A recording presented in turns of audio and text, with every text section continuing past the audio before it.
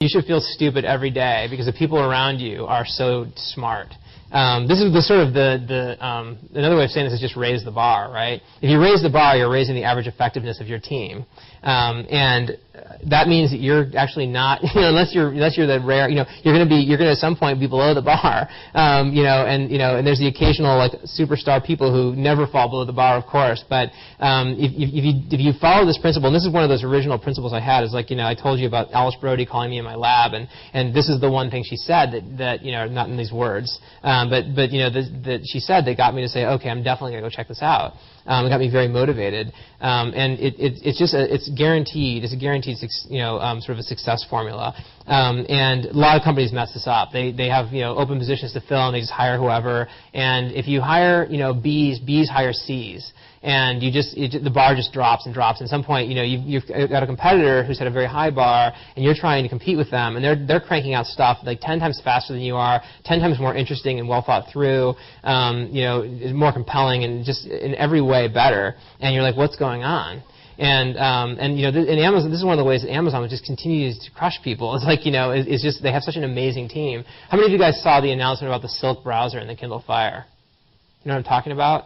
So this is a new browser that is split between the cloud and the onboard computer in their tablet. And so they can do all this heavy lifting and processing in the cloud, and then they can sort of simplify it, reduce it, and with using the sort of heavy bandwidth and sort of the pipes of the kind of the connected web, and then send over wireless something that's much lighter weight and make the browser super fast. There's also a lot of other interesting things a lot of analytics and stuff you can do in that cloud piece that I we don't even know what the potential is there yet. But that's the kind of thing, that sort of innovation, you only get with a superstar team. And in fact, two of the guys who worked on that are guys I worked with very closely at Amazon. They're still there, total rock stars. Anytime you have a breakthrough, a technically difficult breakthrough, it's going to be because of the rock stars in your company. So this is, whenever you're, and by the way, at Amazon we also created, and we're doing this at Groupon too, we created a process called bar raisers. Super simple mechanism for trying to keep the bar high. As we started scaling the team, and we realized this was a risk.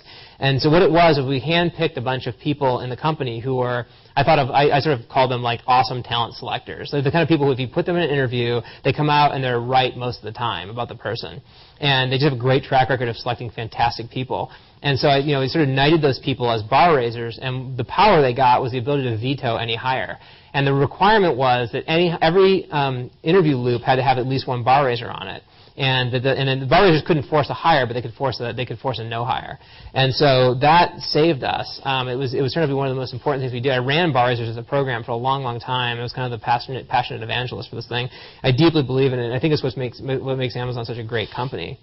So take that super seriously. And one of the things to always remember is a couple things. If you go into an interview, your job is to come out with a definitive decision, and it can't be on the fence. Like people come out of these interviews like, I'm on the fence. If you're on the fence, it's no.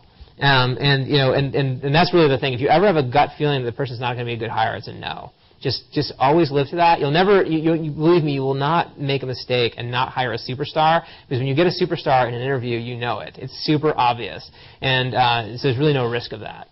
So that's a very important lesson. The sooner you adopt that, the better.